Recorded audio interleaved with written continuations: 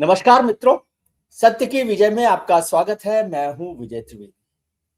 हिंदुस्तान की राजनीति की चर्चा तो हम अक्सर करते रहते हैं, लेकिन हिंदुस्तान के दुनिया भर के साथ जो संबंध है, फॉरेन अफेयर्स है और दुनिया भर में जो हो रहा है उसका भारत पर क्या असर पड़ रहा है, इसकी चर्चा भी हम लगातार करते रहते हैं। भारत के प्रधानमंत्री नरेंद्र मोदी जी इजराइल की 2 दिन की यात्रा पूरी की है। अमेरिका के ट्रंप साहब के मूड मिजाज का तो कुछ पता नहीं होता है। वो मौसम से भी ज्यादा बदलने वाला होता है। कब क्या होगा, कब टैरिफ लगाएंगे, कब नहीं लगाएंगे, किससे क्या बात करेंगे और आप क्या कर रहे हो, इसका भी असर उन पर नहीं पड़ता है। तो ट्रंप के जो टैरिफ डील है उसका क्या हो रहा है, क्या आगे बढ़ेगा, क्या नहीं बढ़ेगा, और ईरान को लेकर क्या हो रहा है, क्या इजराइल की यात्रा से भारत और ईरान के रिश्तों पे फर्क पड़ेगा, पाकिस्तान और अफगानिस्तान में जो कुछ हो रहा है उसका असर क्या होगा, और तमाम तरीके की जो बातें भारत और विदेश को लेकर हो रही है, इस पर चर्चा करेंगे। हमारे बड़े भाई, बीबीसी में लंबे समय तक रहे वरिष्ठ पत्रकार, फॉरेन अफेयर्स को बहुत बारीकी से, गंभीरता से समझने वाले नरेश कौशिक साहब। कौशिक साहब इस वक्त हमारे साथ हैं। सर, बहुत बहुत आपका स्वागत है सत्य की विजय में। बहुत हिंदुस्तान की राजनीति पर हम अक्सर चर्चा करते हैं, लेकिन हमने कहा कि जब विदेश से, दुनिया से भारत के संबंधों पर आपसे समझना चाहिए।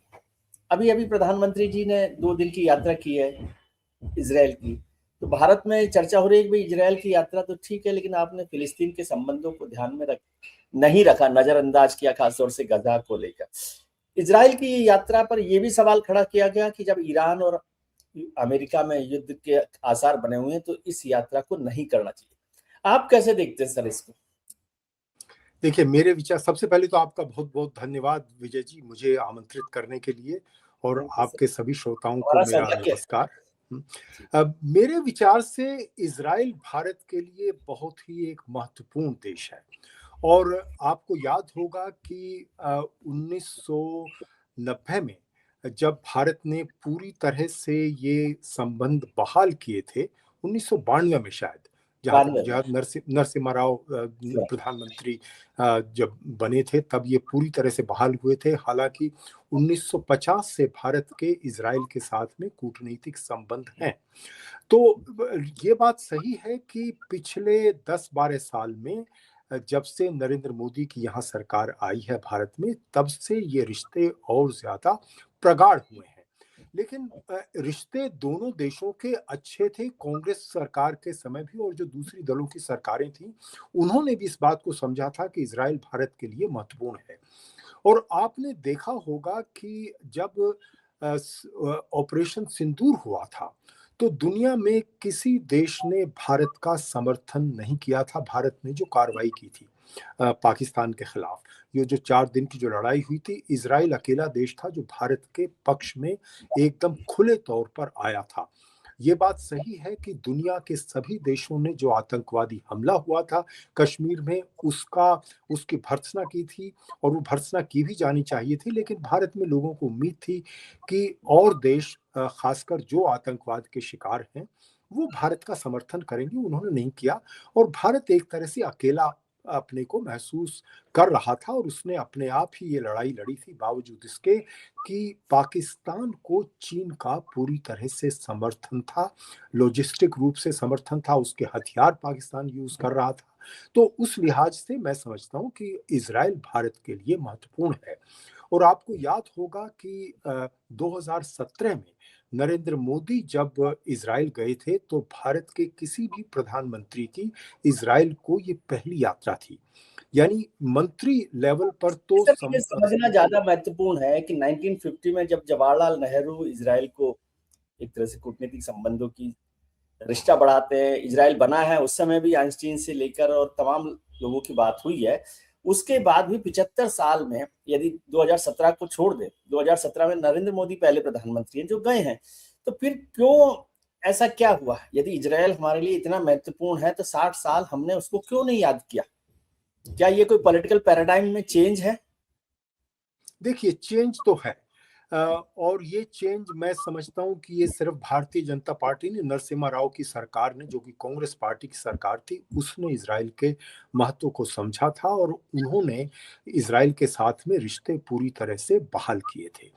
ये बात सही है कि नेहरू और इंदिरा गांधी के राज में और जो दूसरे विश्वनाथ प्रताप सिंह, आई के गुजराल, देवगौड़ा, जिनकी जो सरकारें रही हैं, वो फिलिस्तीनियों को महत्व देते थे, जो देना भी चाहिए, क्योंकि फिलिस्तीनियों का अपना कोई देश नहीं है, उनका देश छिन चुका है जब से इजराइल बना है।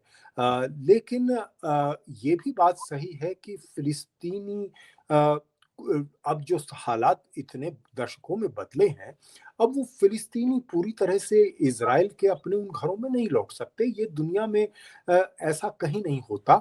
ये बात जरूरी है कि इस फिलिस्तीनियों को अपना घर मिले, अपना देश मिले, और उसके लिए भारत ही नहीं, बहुत दुनिया के बहुत सारे देश जो टू नेशन थ्योरी पर विश्वास करते हैं, कि टू स्टेट सॉल्यूशन की बात करते हैं, यानी इजराइल का अपना राज्य हो, भारत भी यही कहता है कि फिलिस्तीनियों का अपना राज्य हो। लेकिन नरेंद्र मोदी ने पहली बार ये किया कि जब 2017 में वो गए, तो वो फिलिस्तीनी नेताओं से नहीं मिले। इसको लेकर काफी आलोचना भी हुई थी, और इजराइल में इस बात को काफी सराहा गया था। अमेरिका ने भी इसको नोटिस किया था कि देखिए, ये भारत का एक पहला प्रधानमंत्री आया है जो फिलिस्तीनियों से नहीं मिल रहा है, जिसकी काफी आलोचना हुई। तो भारत की सरकार ने इस बात को स्पष्ट किया कि हम इजराइल के साथ रिश्ते हमारे प्रगाढ़ हो रहे हैं, इसका मतलब ये नहीं है कि हम फिलिस्तीनियों को नजरअंदाज कर रहे हैं। तो आपको याद होगा कि उसके कुछ समय के बाद में नरेंद्र मोदी ने फिर फिलिस्तीनी क्षेत्रों की यात्रा की थी, और फिलिस्तीन के जो नेता हैं, जो वहाँ के राष्ट्रपति हैं महमूद अब्बास, उनसे वो मिले थे। उस समय वो इजराइल नहीं गए थे। तो तो नरेंद्र मोदी की सरकार का और नरेंद्र मोदी का, मुझे ऐसा लगता है, ये सोचना है कि इजराइल के हमारे रिश्ते जो है, ये जो होता है कि आप बैलेंस करें हर चीज को, उसकी जरूरत नहीं। इजराइल के हमारे जो रिश्ते हैं अपने आप में प्रगाढ़ हैं। अभी जो इजराइल गए हैं, मैं समझता हूं कि इसकी तो कोई इसकी इससे कोई असहमत नहीं हो सकता कि भारत के प्रधानमंत्री को इजराइल जाना चाहिए था। सवाल यह है कि टाइमिंग, इस समय जो टाइमिंग थी उसको लेकर सवाल उठाए जा रहे हैं, और मैं समझता हूँ कुछ सवाल जायज भी हैं, क्योंकि अब अमेरिका और ईरान के बीच में जिस तरह के टकराव की संभावना बढ़ती जा रही है, उससे हमें ये लगता है कि प्रधानमंत्री के रहते हुए अगर वो लड़ाई हो जाती है, अगर ट्रंप ये कर देते, ट्रंप तो इस बात की कोई परवाह नहीं करते हैं कि वहां नरेंद्र मोदी हैं, या गियर स्टार्मर हैं, या मैक्रोन है, या इवन शी हैं, चीन के नेता, वो तो अपने हिसाब से चलते हैं। तो लोगों ने ये सवाल उठाया था कि अगर ऐसे समय, अगर ईरान और उसके बाद बीच जो हो रहा है, अगर ऐसे समय अमेरिका वहां पर से एक सैनिक टकराव शुरू कर देता है, तो भारत के लिए एक बहुत ही एक एम्बेरेसिंग सा मूवमेंट होगा। लेकिन ऐसा नहीं हुआ। दूसरी बात यह है कि उनको ये लगा कि हमें इसलिए भी नहीं जाना चाहिए कि गाजा में जो नरसंहार हुआ है उसमें इजराइल जिम्मेदार है। इजराइल ने काफी निर्ममता पूर्वक उसमें किया है, और भारत ने उसकी उतने कठोर शब्दों में निंदा नहीं की जितने कठोर शब्दों में जब हमास ने जब हमला किया था इजराइल पर, उसकी की थी। तो लोगों को लगता है कि भारत की नीति थोड़ी सी बदल रही है। लेकिन देखिए, मैं ऐसा मानता हूं कि भारत की जो नीति है वो अपने हित में है। अगर भारत के की सरकार को ये लगता है कि उसका हित इसमें है कि हम इजराइल से संबंध ऐसे समय भी रखें जबकि वहां गाजा में अभी भी इजराइल की कार्रवाई, वहां सैनिक कार्रवाई रुकी नहीं, उतने जोर से शोर से नहीं हो रही है, वहां अभी भी फिलिस्तीनी लोग मारे जा रहे हैं इजराइल के हाथों। तो जो क्रिटिक है उनको ये लगता था कि भारत को ये एक संदेश देना चाहिए कि हम फिलिस्तीनियों के साथ खड़े हैं और प्रधानमंत्री को ऐसे समय नहीं जाना चाहिए। तो मैं समझता हूँ कि देखिए, हर देश अपना हित देखता है। तो भारत की सरकार ने ये हित देखा कि नहीं, हमें इजराइल से रिश्ते इस सब के बावजूद रखने चाहिए। ये बात जरूर है कि हम फिलिस्तीनियों के हक में अपनी आवाज उठाते रहें, और ये कहते रहें कि भाई, फिलिस्तीनियों को अपने राज्य का दर्जा मिलना चाहिए, और उसके लिए भारत जो भी कोई भूमिका निभा सकता है। मैं समझता हूँ कि भारत, क्योंकि दोनों देशों के साथ संबंध जो हैं अच्छे हैं, फिलिस्तीनियों के साथ हमारे संबंध बिल्कुल खराब खत्म नहीं हुए हैं। अभी भी फिलिस्तीनियों के अधिकारों की बात तो भारत उठाता है, क्योंकि इज़राइल के साथ भारत के रिश्ते ज़्यादा प्रगाढ़ हैं, तो भारत एक ऐसी स्थिति में है जो एक मध्यस्थ की भूमिका निभा सकता है, जो और देश शायद ना निभा सकें, क्योंकि या तो अमेरिका जैसे देश हैं जो बिल्कुल इज़राइल के साथ हैं, वो फ़िलिस्तीनियों की सिर्फ वो ऊपर-ऊपर से बात करते हैं, लेकिन अंदर कोई दर्द उनका नहीं छिपा। ऐसा मुझे लगता है कि भारत में फ़िलिस्तीनियों को लेकर एक काफ़ी दर्द है, और उसको समझते हुए भारत एक भूमिका मुझे लगता है निभा सकता है, बावजूद इसके कि इज़राइल के साथ भारत के रिश्ते ज़्यादा प्रगाढ़ हो रहे हैं। कुछ लोग ये कहते हैं कि भाई जो मौजूदा सरकार है वो फिलिस्तीनियों के साथ खड़ी नहीं दिखाई देती और गाजा के साथ भी नहीं दिख रही, गाजा के साथ तो खासतौर से नहीं दिख रही। और उसकी वजह जो यहाँ लोकल पॉलिटिक्स है, हमारे डोमेस्टिक पॉलिटिक्स है, वो दिखाई देती है कि कांग्रेस और जो दूसरे दल है वो वहाँ गाजा, प्रियंका जी तो खासतौर से गाजा के लिए, सोनिया जी खासतौर से आर्टिकल्स भी लिखती रहती हैं, तो वो जो एक डोमेस्टिक पॉलिटिक्स है उसको भी ध्यान में रखते हुए इजराइल और फिलिस्तीन के संबंधों में जो वाइडनिंग हो रही है, मैं दरार नहीं कह रहा, वो आपको लगती है? मुझे ऐसा लगता है कि भारत में देखिए, जो जो ये राजनीतिक स्वर हैं, उनसे बहुत लोग सहमत होंगे कि हमें फ़िलिस्तीनियों को नहीं भुलाना चाहिए, फ़िलिस्तीनियों के हक़ में आवाज़ उठानी चाहिए। लेकिन यहाँ की जो राजनीति आपने देखा होगा, भारतीय जनता पार्टी जो कि सत्तारूढ़ दल है, उसके बहुत सारे समर्थक इज़राइल के भी समर्थक हैं, वो फ़िलिस्तीनियों के उतने ज़्यादा समर्थक नहीं हैं। ये एक राजनीतिक पक्ष हो सकता है, लेकिन मैं समझता हूँ कि सरकार की तरफ से कोई ऐसा बयान मैंने नहीं देखा जो फ़िलिस्तीनियों के खिलाफ जाता हो। ये बात सही है कि इज़राइल के पक्ष में ज़्यादा बयान हैं। आपको याद होगा कि बहुत सारे जो यूनाइटेड नेशंस के मत में भारत ने फ़िलिस्तीनियों के खिलाफ मतदान नहीं किया है। क बहुत जगह ये हुआ है कि उन्होंने एब्सटेन किया है। वो भी अपने आप में एक संकेत है, राजनीतिक संकेत है, एक डिप्लोमैटिक संकेत भी है। लेकिन ऐसा नहीं है कि फ़िलिस्तीनियों के खिलाफ, मुझे ऐसा कम से कम कोई वोट याद नहीं नहीं, आता, जिसमें अमेरिका जिस तरह से, या और जो कुछ देश हैं, जो बिल्कुल इज़राइल के साथ हर तरह से खड़े हैं, और वो फ़िलिस्तीनियों के खिलाफ वोट करते हैं, ऐसा मैंने नहीं देखा। लेकिन एब्सटेन करना भी एक संकेत तो देता है। तो भारत में जो लोग जो आलोचना करते हैं, उनकी एक आलोचना में दम तो है कि हमने जो एक दोनों देशों को एक बराबरी से हम देखते थे, बराबरी से अब भारत इज़राइल और फ़िलिस्तीनियों को नहीं देखता। इज़राइल के साथ सहानुभूति ज़्यादा है एक छोटा इस सा सवाल सरकार। और इजराइल से जुड़ा हुआ है कि अभी यात्रा से क्या फायदा हुआ हमें, भारत को? एक तो ये प्रेरोगेटिव है, कोई भी सरकार हो, प्रधानमंत्री हो, कि वो कैसे देखते हैं देश के इंटरेस्ट को ध्यान में रखते हुए विदेश नीति को, उसमें मैं वो नहीं कर रहा। लेकिन बहुत सारे आलोचक ये कह रहे हैं कि भाई इजराइल को आपने इतना वो कर दिया है, हाइप कर दिया है। इजराइल की हैसियत कितनी है? दिल्ली जितना बड़ा देश है, और डिफेंस डील्स में यदि बात करें तो हम उसके कस्टमर हैं, तो कस्टमर इज किंग। यदि नेतन्याहू कोई हमारे लिए सिर पलक पावड़े बिछाए हुए हैं, तो 15% डिफेंस एक्सपोर्ट उनका जो है हम लोग ले रहे हैं। तो किंग जो कस्टमर है वो तो हमेशा ही राजा होता है। नरेश जी जाए, विजय जी जाए, कहीं जाए, दुकान पे राजा ही होते हैं। नहीं, ये बात आपकी कहना सही है, लेकिन ये भी आपको नहीं भूलना चाहिए कि इज़राइल से हम रक्षा के का सामान तो खरीद रहे हैं, इज़राइल के साथ हमारा तकनीकी दृष्टि से और व्यापार भी, यानी इज़राइल भारत से काफ़ी चीज़ें खरीद भी रहा है। कोई ऐसा नहीं है कि एक तरफ़ा चीन जैसा संबंध नहीं है इज़राइल के साथ, कि हम सिर्फ़ खरीदारी करते हैं, कुछ बेचते नहीं। इज़राइल हमसे खरीदता भी है, और इज़राइल के बहुत बड़ी संख्या में पर्यटक भारत आते हैं। तो भारत की अर्थव्यवस्था का कुछ हर फ़र्क तो उससे पड़ता ही है ना। ये है कि इज़राइल छोटा देश है, लेकिन छोटा देश होते हुए भी इज़राइल एक महत्वपूर्ण देश है। हमें ये नहीं भूलना चाहिए। और जो लोग इस तरह की बातें करते हैं, उन्हें ये भी समझना चाहिए कि अरब देश, उन्होंने कौन सा इज़राइल के साथ रिश्ते तोड़ दिए भाई, गाज़ा के बाद में? सिर्फ़ बातें करके रह गए। बातों के अलावा तो उन्होंने कुछ नहीं किया ना।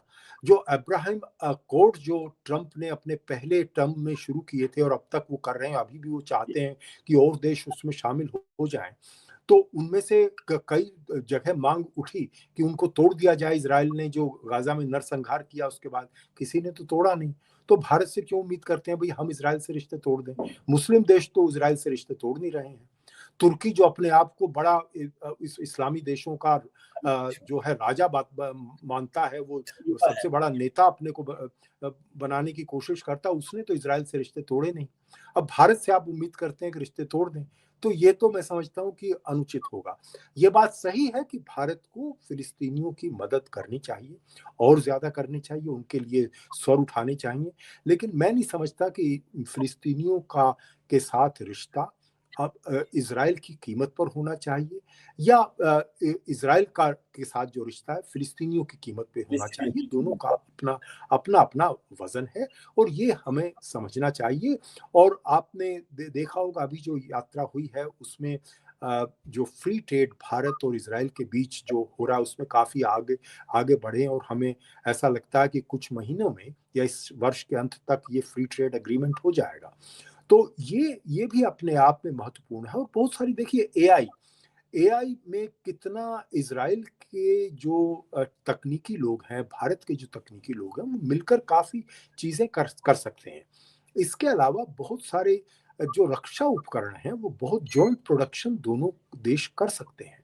यानी इजराइल में एक्सपर्ट्स हैं जो उन्होंने अपना जो मिसाइल डिफेंस सिस्टम जिस तरह से बनाया भारत, उनमें से कुछ चीज़ों का बराक वगैरह का वो भी करता है, आयात भी जी करता है। और आपको याद होगा जब भारत के ने जब पहला जो एक पाकिस्तान पर जो एक स्ट्रेटेजिक स्ट्राइक्स की थी उसमें इजरायली हथियारों का इस्तेमाल हुआ था, इजरायली मिसाइलों का इस्तेमाल हुआ था। तो भारत के लिए ये महत्वपूर्ण है। समस्या क्या है देखिए, अब अमेरिका चाहता है कि हम उससे हथियार खरीदें, लेकिन अमेरिका ने ट्रंप के नेतृत्व में अपनी साख खो दी है। अब जो है हम भरोसा नहीं कर सकते कि अमेरिका से जो हम हथियार खरीदेंगे क्या वो हथियार हम इस्तेमाल कर पाएंगे। अगर कर भी पाएंगे तो उनके जो उपकरण हैं कहीं ऐसा तो नहीं बीच में कहीं रोक दें। इसीलिए आपको याद होगा कि इस सरकार ने भी भारत में रूस के साथ संबंध जो हैं कमजोर नहीं किए हैं, कुछ कुछ ढीले हुए हैं पश्चिमी देशों के साथ। यानी मुझे लगता है वो डाइवर्सिफिकेशन ज्यादा है। हमने रूस को रिप्लेस नहीं किया है, मतलब हम जो है कोई अमेरिका के गुलाम नहीं बन गए हैं। और बल्कि ये तो मुझे लगता है कि ये बहुत अच्छी चीज हुई है कि ट्रंप ने ये दरअसल अब भारत को ही नहीं पूरी दुनिया को दिखा दिया है कि उनको डाइवर्सिफाई करना चाहिए। तो एक तरह से मैं समझता हूँ भारत पर उपकार किया, और यही एक वजह है कि भारत के जो यूरोप के साथ जो अभी जो एक एग्रीमेंट हुआ है वो बहुत महत्वपूर्ण है, वो यू ऐतिहासिक एग्रीमेंट। वो यू इसलिए एग्रीमेंट ऐतिहासिक है कि अब यूरोप के देशों को भी लगता है कि वो अमेरिका पर अब निर्भरता को कम लेकर जिंदा नहीं रह सकते हैं, उनको भी भारत जैसे देश की जरूरत है। उसके अलावा वो देखिए रूस पर भरोसा नहीं करता है यूरोप, क्योंकि वो यूक्रेन में जो कर रहा है उनको लगता है कि यूक्रेन के बाद और जो देश है पूर्वी यूरोप के, और उसके बाद में हो सकता है वहां सफलता मिले तो पश्चिमी यूरोप तक वो जा सकता है। चीन पर आप भरोसा इसलिए नहीं कर सकते कि चीन के साथ आपके चीन तो आपको एक्सप्लोइट कर रहा है और करता रहेगा। और अभी और सिक्योरिटी इशू जो है, क्योंकि कितना ही कोशिश करे चीन अमेरिका से यूरोप को अलग करने का, यूरोप बिल्कुल अलग नहीं हो सकता। पश्चिमी हित जो एक ही है। अगर कैसे किसी समय नेटो से अमेरिका के राष्ट्रपति ट्रंप ने अपने को निकाल लिया तो भी मुझे नहीं लगता कि नेटो खत्म हो जाएगा, क्योंकि कमजोर हो जाएगा लेकिन खत्म नहीं होगा। और ऐसी स्थिति में यूरोप को कहाँ जरूरत पड़े, किसके साथ वो रिश्ता करेगा। तो जो जो लाइक माइंडेड डेमोक्रेसीज हैं, और उसमें सबसे बड़ा देश तो भारत है। चीन के साथ जो कि ऑथोरिटेरियन देश है, रूस से भी ज्यादा वहाँ ऑथोरिटेरियन ज्यादा है। तो वहाँ कम से कम थोड़ा बहुत तो नाम का तो चुनाव होता है रूस में। यहाँ तो कोई चुनाव नहीं होता। अब अगले साल वो चौथी टर्म ले जाएंगे शी। और उन्होंने जिस तरह से अपने सारे जनरल्स को और अपने सारे वो कम्युनिस्ट पार्टी के नेताओं को निकाल रहे हैं और रिप्लेस कर रहे हैं, इससे लगता है वो जिस तरह से पावर का सेंट्रलाइजेशन चीन में हो रहा है उसकी उसकी तरह से जैसे भारत को चीन आखिरी दम अंततः खतरा लगता है, यूरोप को भी लगता है। तो इसलिए यूरोप के साथ जो हमारी घनिष्ठता बढ़ी है, जो ये एग्रीमेंट हुआ है, ये अपने आप में महत्वपूर्ण है। और इसलिए भी अब ये देखिए, यूरोप का ने भी भारत जैसा ही एक तरह से मान लीजिए इजराइल के साथ रिश्ते अच्छे हैं, लेकिन फिलिस्तीनियों के साथ उन्होंने रिश्ते खत्म नहीं किए हैं, बल्कि उन्होंने जो है फिलिस्तीनी राज्य को उन्होंने इस ट्रंप के के अंधाधुंध जो उन्होंने गाजा में इजराइल को समर्थन दिया और इजराइल ने जो रिएक्शन लिया, उसमें स्पेन, फ्रांस, ब्रिटेन, इन लोगों ने फिलिस्तीन को वो एक स्वतंत्र राज्य का दर्जा दिया है, उनको रिकॉग्नाइज किया। भारत ने तो बहुत पहले रिकॉग्नाइज कर दिया था, 50s में ही कर दिया था। तो इसलिए मतलब जिसे दुनिया के पहले देशों में था जिन्होंने फिलिस्तीन को वो किया था।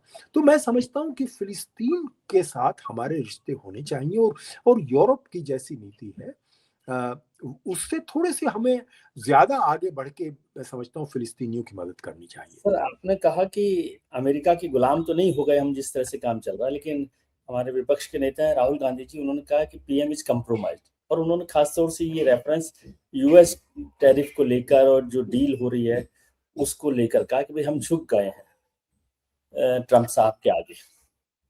देखिए, मुझे ऐसा लगता है कि भारत के पास में ये समझौता करने के अलावा कोई ट्रंप के साथ कोई विकल्प था नहीं। ये बात जरूर है कि वहां पर जो सुप्रीम कोर्ट का वो जो डिसीजन आया है, जो टैरिफ की उनकी पॉलिसी को उन्होंने अवैध करार दिया है, उसके बाद से फिर से नए सिरे से विचार हो रहा है। कोई बहुत भारत के अनुकूल वो समझौता नहीं है, ये मैं भी मानता हूँ, लेकिन भारत के पास में कोई ऐसा विकल्प नहीं था। भारत अकेला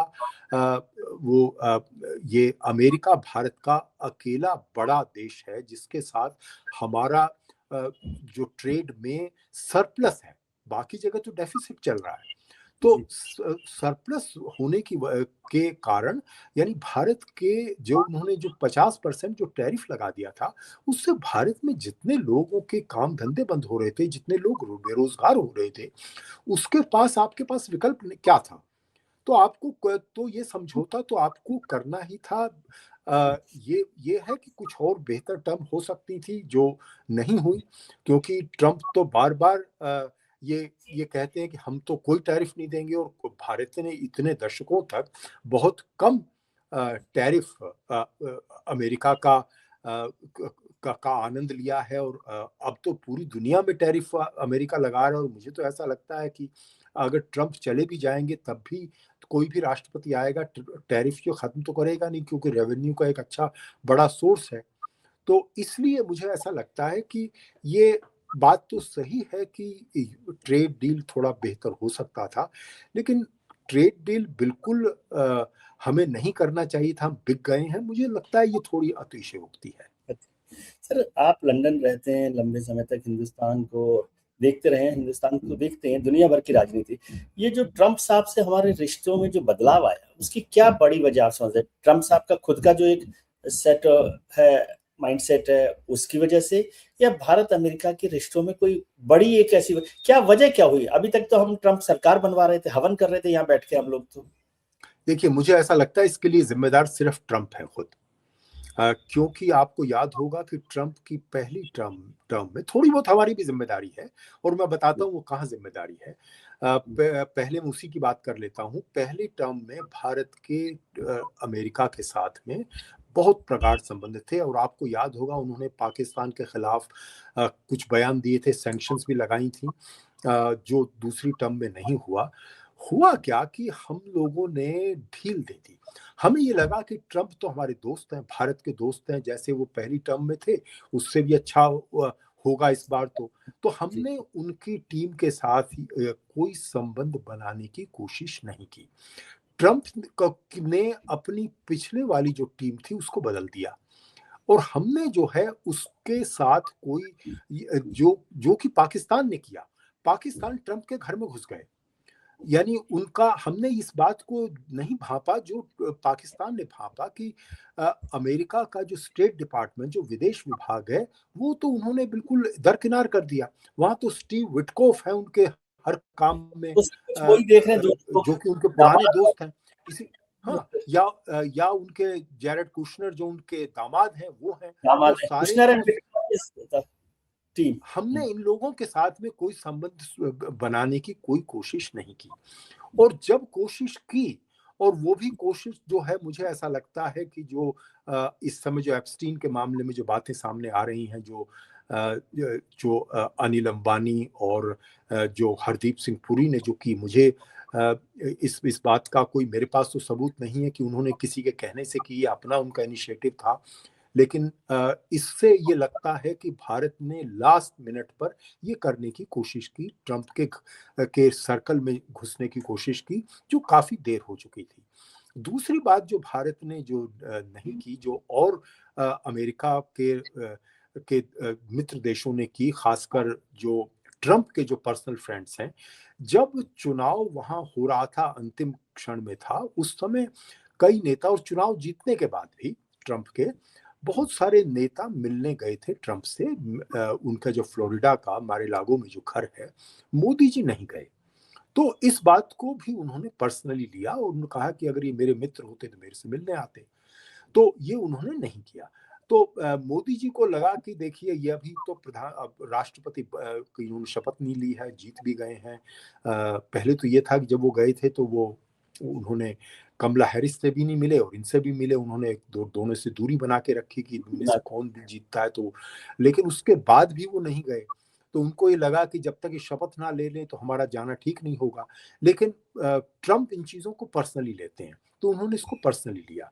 दूसरी बात ये की कि जैसे पाकिस्तान ने लॉबिंग करके जिस तरह से वो घर में घुस गए और उन्होंने उनके परिवार के लोगों को कोई डील वगैरह भी करा दिया, वो भारत ने इस तरह का कुछ किया नहीं। भारत को लगा कि हम तो अपने आप में बड़ा देश है, फॉर्मल अमेरिका को भी। रास्ता उसको अपनाए, फॉर्मल जो रास्ता जी, होता है डिप्लोमेसी का, उसी को। हाँ, तो ट्रंप का जो रास्ता है काम करने का, वो डिप्लोमेटिक नॉर्म्स में विश्वास नहीं रखते, वो पर्सनल रिलेशंस में विश्वास करते हैं। जबकि हमारे Modi ji personal relationship leaders के साथ में अपने रिश्ते बनाकर उनको लगता था ये तो मेरे मित्र हैं, और ट्रंप भी खुलेआम कहते थे। और जब 50% जो वो लगा दिया उन्होंने, उसके बाद भी वो कहते रहे हमारे दोस्त हैं। लेकिन वो जमीन पर तो कोई भारत की मदद कर नहीं रहे थे। तो ट्रंप ने जो पाकिस्तान के साथ जो हमारा जो 4 दिन का जो मुठभेड़ हुई, जो मिनी वॉर हुई, उसमें भारत ने आगे बढ़ के पाकिस्तान की तरह से ट्रंप की वाहवाही नहीं की। और भारत में देखिए, मोदी का कोई भी प्रधानमंत्री होता, कोई भी सरकार होती, वो ये खुले तौर पर ये स्वीकार कर ही नहीं सकते थे कि अमेरिका ने हमारी इसमें मध्यस्थता की या कोई मदद की। क्योंकि आप देखिए, बिल क्लिंटन ने भी मदद की थी, आपको याद होगा, कारगिल के ज़माने में। कारगिल के वक्त हाँ, में हाँ, इसी तरह से और भी जो पहले जो वो हुए हैं, पाकिस्तान के साथ टकराव, अमेरिका ने 1971 में जिस तरह से हाँ, बातचीत। तो इस तरह से इन्होंने कोई लेकिन ट्रंप को ये लगता था, और पाकिस्तान ने यही नहीं, उनको नोबेल पुरस्कार के लिए भी नॉमिनेट कर दिया।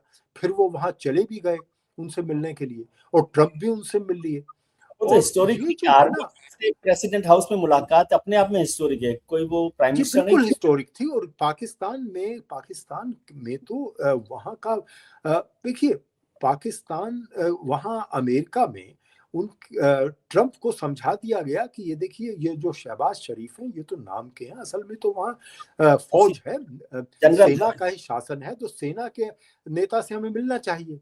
और ट्रंप को लगा कि मैं कमांडर इन चीफ हूं, तो मुझे दूसरे कमांडर इन चीफ से मिलना चाहिए, मैं ब्यूरोक्रेट टाइप पॉलिटिशियन से क्यों मिलूं। उन्होंने इसको इस तरह से देखा। और भारत जो है थोड़ा सा डिप्लोमेटिक नॉर्म्स वाला देश है, उनको लगा कि हम अपनी फॉरेन ऑफिस के एमईए के थ्रू बात करेंगे।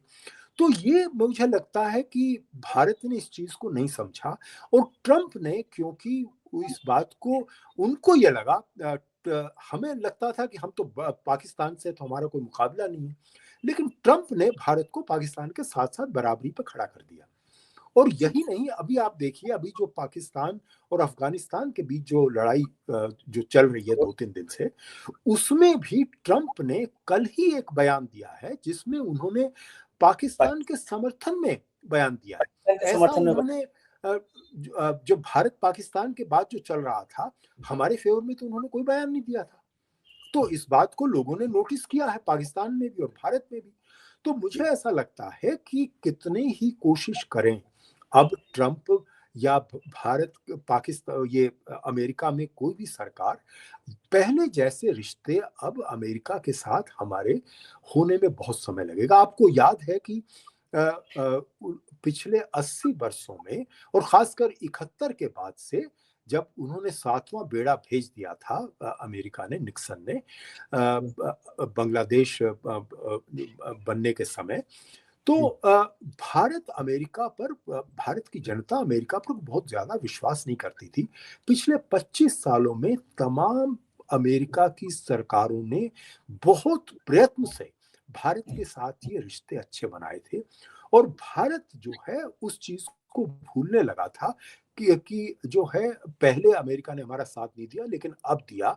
और देखिए बाइडेन के जमाने में, आप देखिए ट्रंप फर्स्ट टर्म में तो ट्रंप की रिश्ते अच्छे थे ही, हमें लगता था जब बाइडेन आएंगे तो शायद रिश्ते हमारे अच्छे नहीं हो, लेकिन आपको याद होगा बाइडेन के समय है, तो वहां पर ना केवल संबंध अच्छे हुए बल्कि और बेहतर हुए, इस तरह से कि उन्होंने मोदी जी को जॉइंट जो सेशन है कांग्रेस का, उसको संबोधित करने के लिए आमंत्रित किया। ट्रंप ने तो ऐसा नहीं किया। तो ये अपने आप में महत्वपूर्ण है। तो मैं समझता हूं कि वहां डेमोक्रेटिक और रिपब्लिकन हर प्रशासन ने भारत के साथ रिश्ते संबंध सुधारने की कोशिश की, और इन्होंने रिश्ते बिगाड़े हैं। और ये उनका अब टीम जो है कोशिश कर रही है, उनको भी लगता है कि भारत कहीं ऐसा ना हो चीन के पाले में चला जाए, जो मुझे नहीं लगता कि जाएगा, क्योंकि भारत का अपना हित है कि चीन को शक की नजर से ही देखना होगा हमें। चीन पर आप भरोसा आंख मूंद कर नहीं कर सकते हैं। संबंध सुधारने चाहिए, लेकिन मुझे नहीं लगता कि कोई हम चीन के पाले में जा सकते हैं। तो ये अपने आप में हमें समझना चाहिए, और इस वजह से इनके रिश्ते हमारे साथ अमेरिका के कभी निकट भविष्य में उतने अच्छे होने वाले नहीं हैं। मुझे एक छोटा सा जवाब मैं समझना चाहता हूँ आपसे, आखिरी सवाल, कि भारत जो है नॉन अलाइन डिप्लोमेसी से मल्टी अलाइन डिप्लोमेसी पे चला गया आज की तारीख में। अब हम नेशनल इंटरेस्ट को ध्यान में रखते हुए मल्टी अलाइन रिलेशनशिप कर रहे हैं। इसका फायदा भी है कि हम किसी पर डिपेंडेंट नहीं है, कोई रिश्ते में कोई नाराज हो जाए, ट्रंप साहब नाराज हो जाए, पुतिन साहब का युद्ध चले, कुछ हो, लेकिन क्या इससे एक क्रेडिबल कंट्री की जो इमेज होती है उस पर असर पड़ता है? रिश्तों में जो विश्वसनीयता होती है वो कम होती है? देखिए, सच बात यह है कि मल्टी अलाइनमेंट जो है, जो बात करते हैं, सबसे ज्यादा बात तो चीन करता है। चीन किसी मल्टी अलाइनमेंट में विश्वास नहीं करता, वो तो अपने आप को सुपर पावर समझता है और उसी तरह से बिहेव करता है। इसी तरह से अमेरिका कर रहा है। तो यहाँ तो आपस में दो नेता हैं, जो ट्रंप और शी, ये अपने आप को सुपर पावर के बड़े नेता मानते हैं। पुतिन भी उसी तरह से देखते हैं। तो मुझे ऐसा लगता है कि जो जो ग्लोबल साउथ है, जो तीसरी दुनिया में है, उसमें जो नेतृत्व का पद खाली है, वो चीन कहता है कि मैं उसका नेता हूं, लेकिन चीन पर वो विश्वास नहीं करते हैं। तो भारत के पास में ये मौका है, और भारत ये मल्टी अलाइनमेंट के थ्रू ये दिखा सकता है कि हम उसके सामने खड़े हैं। समस्या भारत की ये है कि हम ना तो अभी कोई आर्थिक बड़ी शक्ति है, इतनी बड़ी है कि हम दुनिया पर असर डाल सकें, ना ही हम सामरिक रूप से इतनी बड़ी शक्ति हैं। तो हमें अपने गिरेबान में झांकना होगा, हमें इन दोनों फील्ड्स में अपने को मजबूत करना होगा, तभी ये होगा। अब आप ये देखिए ना, हम 80 साल में कोई ऐसा एक प्रोडक्ट है जो कह सके कि भारत ने ऐसा प्रोडक्ट बनाया जिसमें दुनिया उस पर निर्भर है। चीन ने इतने बना लिए, अमेरिका ने इतने बना लिए, रूस भी जो चीजें बनाता है, कम से कम डिफेंस के क्षेत्र में आज भी बहुत बड़ी पावर है। हमने तो ऐसा कुछ नहीं किया। हम आज भी तकनीकी दृष्टि से मजदूर हैं। हम जो टेक्निकल पावर है, हमारी जो सर्विस सेक्टर है, हम टेक लेबरर्स हैं। हम कोई टेक लीडर नहीं है। हमें टेक लीडर बनना है। जो ये एआई समिट के बाद मुझे ऐसा लगता है कि हो सकता है कि भारत में इस बात पर जोर हो, और हमारे जो टेक इंडस्ट्री के लोग कोई ऐसा प्रोडक्ट लाएं जिसमें हम दुनिया में अपना नाम कमा सकें। लेकिन हमें इसमें थोड़ा सा ब्रॉड स्पेक्ट्रम लेके चलना होगा, तभी दुनिया हमें नेता मानेगी। चलिए सर, बहुत बहुत शुक्रिया आपका। बहुत अच्छे से आपने पूरे हिंदुस्तान का रेफरेंस और विदेश नीति को समझाया है। आपको परेशान किया हमने, उसके लिए माफी चाहता हूँ। बहुत बहुत शुक्रिया आपका। बहुत बहुत धन्यवाद मुझे बुलाने के लिए। Thank you very much sir. Take care.